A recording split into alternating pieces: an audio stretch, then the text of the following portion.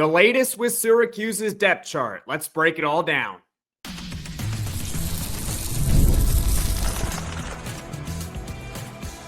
You are Locked On Syracuse, your daily podcast on the Syracuse Orange.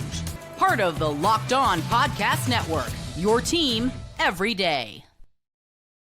Hello, everyone, and welcome into Locked On Syracuse. I'm Jackson Holzer, and thank you for making us your first listen of every single day here on the Locked On Podcast Network. It's your team every day. We are always free and available wherever you get your podcasts. And on today's show, the latest with Syracuse's depth chart as details are starting to emerge about it. Later on in the show, we'll discuss some of the key injuries that the Orange are unfortunately dealing with here in fall camp. We'll discuss the defense and special teams. We'll start off talking about the offense and the quarterback situation. All that and more here on today's edition of Locked On Syracuse. But before we get to everything, today's episode is brought to you by Game Time. Download the Game Time app, create an account, use code LOCKEDONCollege for $20 off your first purchase. Head coach Fran Brown said yesterday evening that they're going to begin working on the depth chart on Wednesday, which would mean tomorrow. The good news is that we're starting to get some details, and credit to Syracuse.com's Javon Edmonds for those details about the depth chart. The bad news is that if you were looking forward to the podcast that was originally planned for today, which was doing a quick little check-in on Tennessee and their quarterback situation and also their important camp battles, well, now that is being planned for tomorrow. I figured Syracuse news is always going to come before any other opponent, barring some big exception to that rule. Okay, so I apologize for that. That should be tomorrow's podcast. But let's get into today's podcast about the depth chart. And we'll start by talking about the offense here.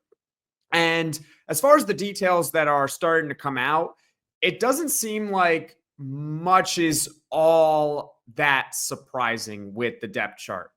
And a reminder, we have a podcast for each position group for Syracuse football here on this channel, and you can find them on YouTube. Just search up Locked On Syracuse playlist section. It's right there with all these Syracuse position previews. We can talk about the quarterback situation. I do not believe that on Wednesday, if and when Syracuse releases a depth chart, that we're going to know definitively who the starting quarterback actually is. I imagine when that depth chart is released, if it is tomorrow, it's going to have one name on top of the other. So maybe it says Steve Angeli or Rickie Collins. And the point being is that there's going to be that quote unquote or designation to indicate that a decision has not yet been made as far as the quarterback. Fran Brown also mentioned that it is 51-49 right now. And he has always maintained that leadership is what he values the most with his quarterback. So that's the latest with Syracuse's quarterback situation, which we're going to continue to monitor throughout fall camp. Running back, as expected, you got Yasin, Willis, and Will Nixon. They are expected to be the two-headed monster in Syracuse's backfield. Hopefully, right? You hope that it's a two-headed monster right there. I imagine that we're also going to get that quote-unquote or designation. Beyond that, it's like we predicted. Running back 3 is up for grabs for Syracuse football. And it's also between some of the guys that we were predicting would compete for RB3. You got 2 redshirt freshmen, Malachi James and Jaden Hart. And another one who's actually competing for it is a walk-on in Tyler Chandler. So shout out to all the walk-ons out there. Walk-ons can also make teams. It can happen, right? So that's impressive. Wide receiver, again, nothing really all that surprising. Darryl Gill is expected to be the wide receiver 1. For those that don't know, he was Syracuse's 5th option in the offense last year, but he still carved out a very nice season. He had a great jump from the year prior, over 500 yards. He led the ACC in yards per catch. Myself and many of you are expecting big things from Darryl Gill. He is expected to be the wide receiver 1 on the depth chart.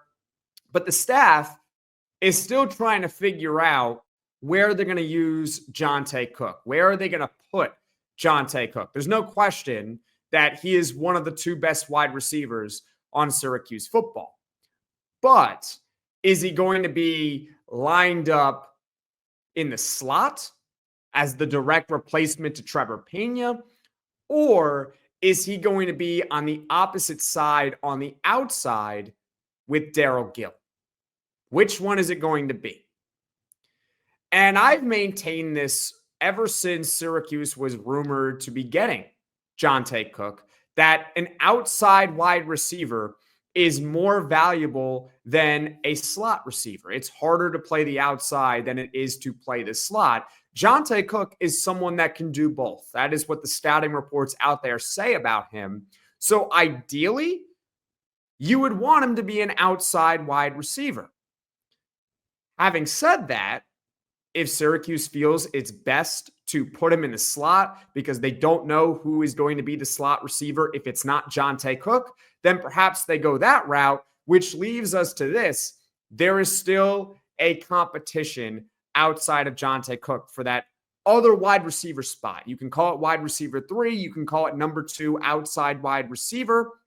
The reality is there is a competition between Justice Ross Simmons, Umari Hatcher, Emmanuel Ross, and Jalen Hornsby. We're also going to talk about Darius Johnson later on in the podcast when we go over some of the injuries in fall camp. But again, nothing all that surprising with the Syracuse wide receiver room.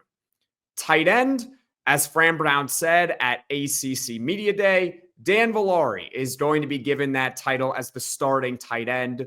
Former 4-star Jamie Tremble, I imagine, is going to be below him on the depth chart, but he's also currently dealing with some sort of injury. We'll talk about that later on in the show.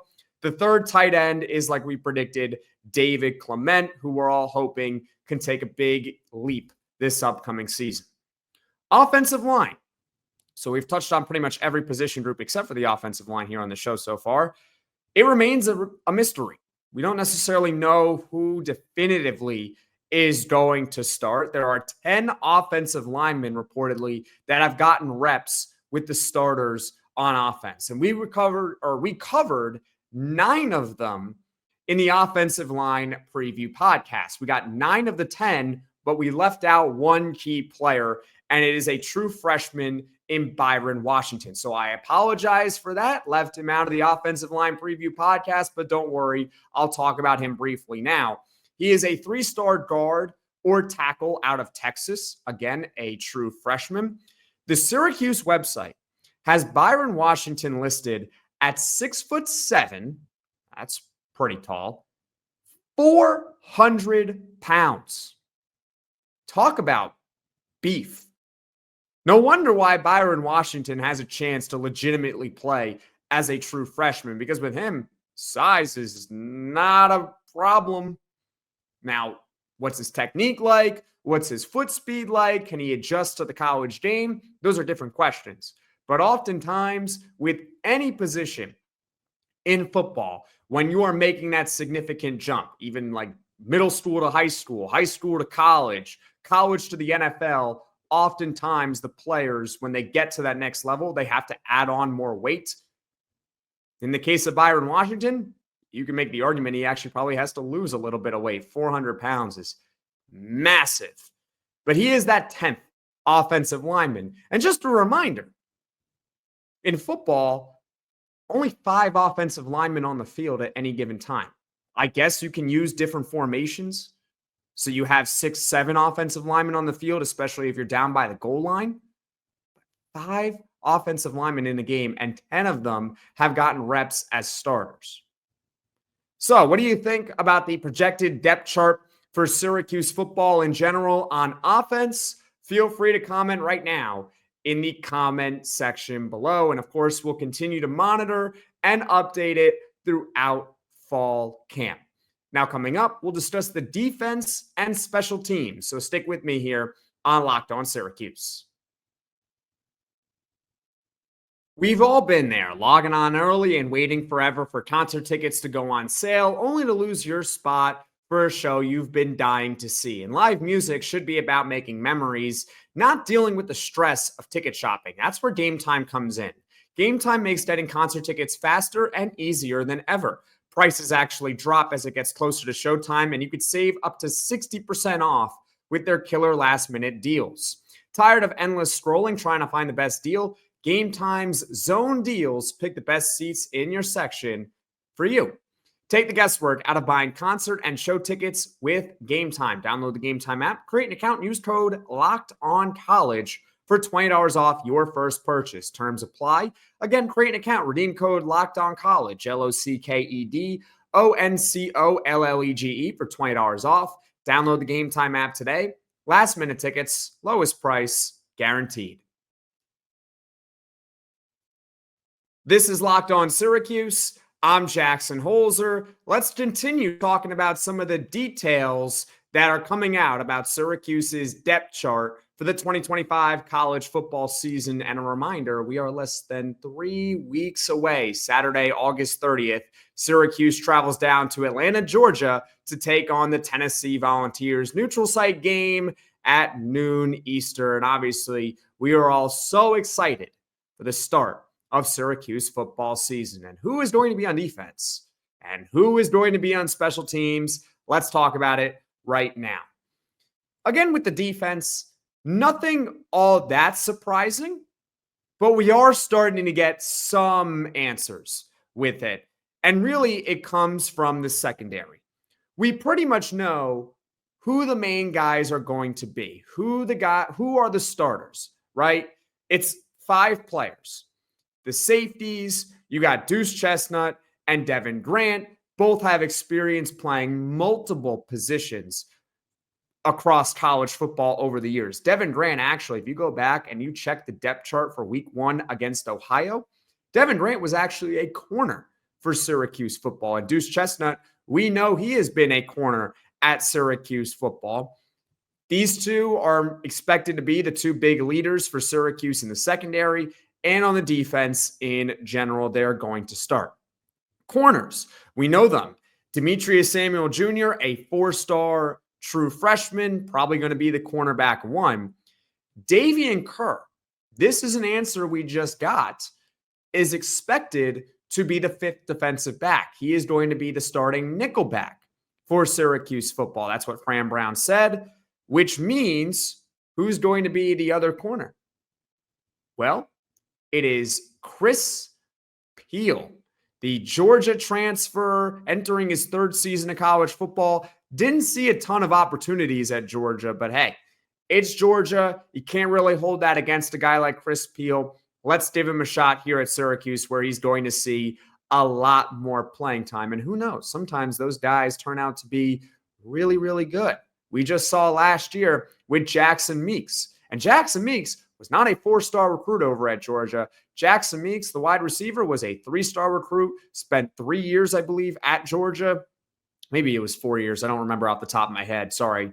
But anyways, he spent significant time there at Georgia, didn't really get on the field all that much. And when he got on the field, didn't have much of a role within Georgia's offense. He transfers to Syracuse, and when he transferred to Syracuse, he wasn't even a starting wide receiver at the beginning of the season, but he got more playing time, and he thrived. He actually led Syracuse in receiving yards a year ago. So Chris Peel, not a receiver, a corner, expecting big things from him in 2025, or at least I'm hoping for big things from him in 2025, now that it appears he is going to be a starting corner as well.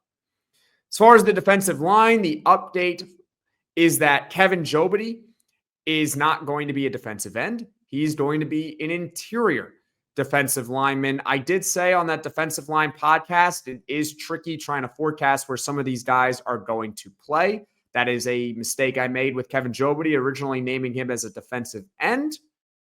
They moved him to interior defensive line. We'll see how that goes with him. That means that the top defensive ends for Syracuse are going to be returner David Omaperiola, returner Janice Chaquez, and Cal transfer David Reese. The linebackers are as expected. You got the starters projected to be returning player Derek McDonald, who we're hoping can put it all together this season. He's got great leadership. He seems to be in the right spot at the right time. He's got to be able to make those big plays in 2025. And then you got South Dakota transfer Gary Bryant, got a ton of talent, FCS All-American. Problem is, FCS All-American. If he was an FBS All-American, we're talking about one of the best linebackers in all of college football. And hey, maybe Gary Bryant could become one of the best linebackers in all of college football. But it is a big adjustment going from an FCS school to an FBS school. And not just FBS, but you're jumping from FCS to a Power 4 conference school. It's an adjustment.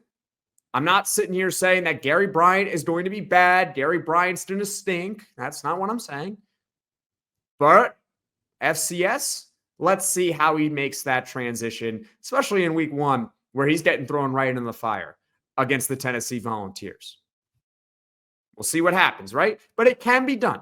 It can be done. Most recent example that comes off the top of my head, Jared Verse was over at UAlbany, did incredible there. He transfers to Florida State, becomes a first-round pick out of Florida State. Can be done. Let's see what Gary Bryant can do over at Syracuse. So that's the defense. Special teams, as far as that's concerned, kicker, it's still a competition. It's between returning player Jaden O and Iowa transfer Trip Woody. And again, I don't think that this is just a fall camp competition. Someone is obviously going to win the job. Someone is going to be the kicker in week 1 against Tennessee. But I don't think they're just going to have a long leash with that kicker. You might see a substitution within the game against Tennessee if it's not going well early for said starting kicker. That's just my opinion. We'll see what ultimately happens as far as the kicking competition, but it is something to monitor in fall camp and also during the year as well. We will only really have clarity on who the kicker is going to be for Syracuse football once we get more consistency from that position this season. Punter, 2-time All-ACC player, Jack Stonehouse. Enough said. One of the best players on the team, even though, yes, he is the punter. Returning players, or not returning players, I should say the returners. So we got kick returners, punt returners for Syracuse football. Johntay Cook, as we predicted here at Locked On Syracuse, is getting reps at kick returner and punt returner. This is someone with a ton of talent, a ton of speed. He's shifty, all the qualities you need to be a very good return player in football. So, hey, we'll see what happens with a guy like Johntay Cook. And Fran Brown has shown that he's not necessarily afraid to play an important player on offense or defense on special teams. Trevor Pena last year, one of the leaders for Syracuse in catches. He actually might have led Syracuse in catches in general.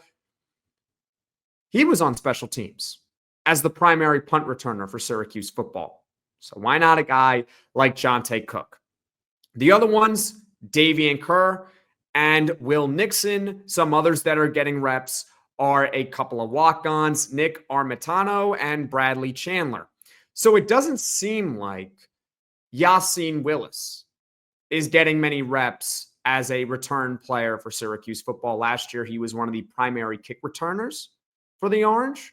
But I guess that he is getting a much bigger role on the offense this season. And it's also running back. Running backs take a lot more of a beating during a game than, say, a wide receiver. So it makes sense that he's not playing a lot on special teams if he's going to see a much bigger workload on offense at running back.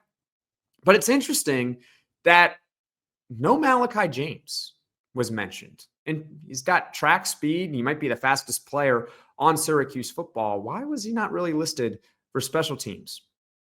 I don't know. It's just a question that I have. Maybe you have the answer. Comment in the comment section below.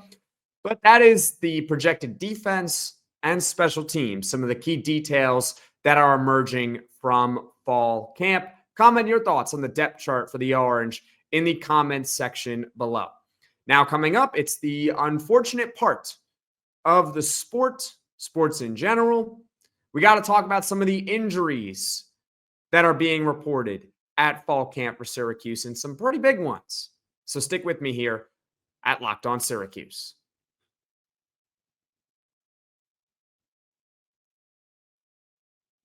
Unfortunately, Syracuse football is dealing with some injuries in fall camp. Let's break it all down here on Locked On Syracuse. Number one, this one really stinks.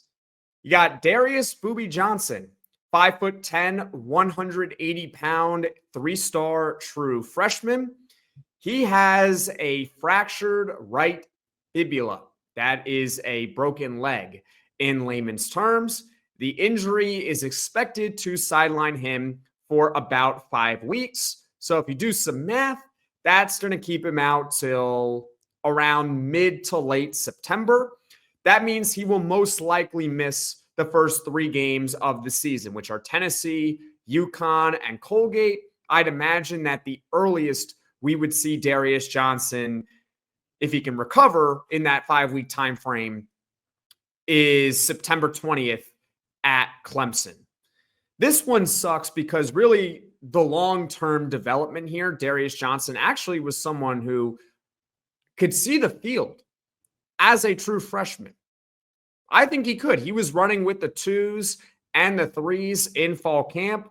Fran Brown called him their very own Wes Welker. I mean, that's pretty high praise because Wes Welker is arguably the greatest slot receiver in the history of football. He certainly revolutionized the slot position. How much of a role will Darius Johnson play this season, even when he is healthy? I'm not entirely sure. Certainly would be great depth to have.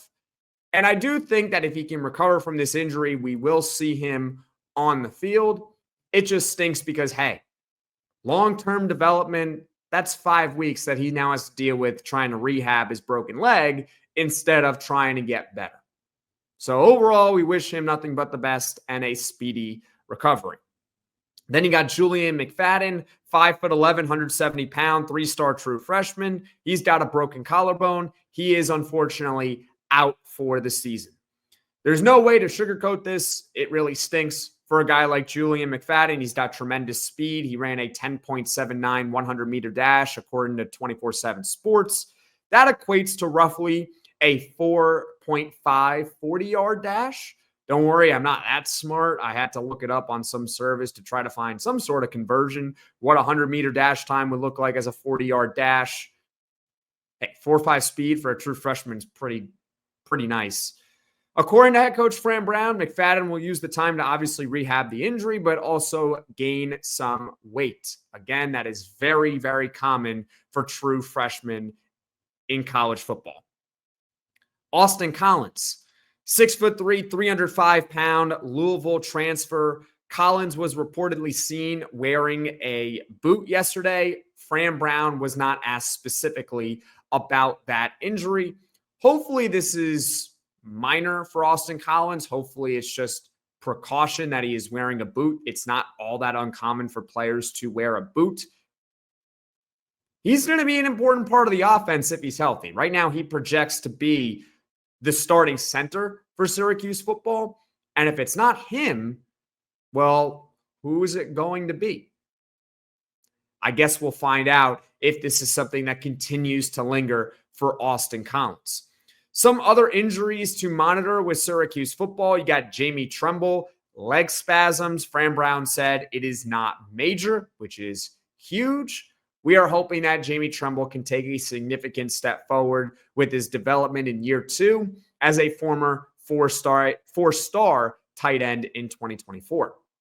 George Rooks, the Boston College transfer from this offseason, defensive lineman, undisclosed injury, could not find exactly what it was. Fran Brown did say, though, that whatever it is not major. He is someone who could be an important piece of Syracuse's defensive line this season. Then you got Jaleel Martin and true freshman Darian Williams. They are also reportedly a little bit banged up, but Fran Brown did not speak about either of their injuries. Again, injuries stink, and there's something that we're going to continue to monitor throughout fall camp and over the course of the season. Comment your thoughts in the comments section below right now on Syracuse's depth chart and some of the key injuries for the Orange. Hopefully all of them make speedy recoveries and can get back on the field as soon as possible. As far as what is coming up on Locked On Syracuse here in the near future, I do want to bring this to your attention because, hey, we're doing this podcast right now. This type of podcast is going to be evergreen, meaning this is something that could change any sort of plan that I announce. I could sit here and say, hey, tomorrow's this podcast. Tomorrow is the next podcast, whatever it is throughout the week. But we're going to continue to monitor fall camp and some of the battles within it. And if we get some breaking news or new details emerge about the depth chart, we will prioritize that over any planned podcast. So I just want to bring that to your attention. Tomorrow, though, what's planned for now is we will do a check-in with Tennessee as far as their camp battles. Mainly their quarterback situation, because they seem to have a quarterback battle going on. Then on Thursday, the recent history of ACC versus SEC upsets and how they could potentially relate to Syracuse football. So that's what's coming up on Locked On Syracuse in the near future. Thank you for making us your first listen today. Now, for your second listen, you can check out the Locked On Portal Show with football recruiting expert Brian Smith. Got the latest rumors and signings each and every day. You can check out Locked On ACC on YouTube, wherever you get your podcasts with hosts Alex Dono and Kenton Gibbs. Or if you want to expand beyond just the ACC and beyond just recruiting, you can check out Locked On College Football with our own host, Spencer McLaughlin. So that's what you can find beyond Locked On Syracuse here on the awesome Locked On Podcast Network. Those podcast channels are available on YouTube or wherever you get your podcasts. Folks, thank you all so much for watching. Thank you all so much for listening. If you like this podcast, be sure to hit that like button. If you really enjoy the podcast, be sure to hit subscribe. And if you can just do me a quick favor, since you've already made it this far in the podcast, thank you so much for making it this far. Just tell one or two of your closest Syracuse friends about the Locked On Syracuse podcast so that this channel can grow and reach all Syracuse Orange fans. Again, thank you all so much, and I will see you all again soon.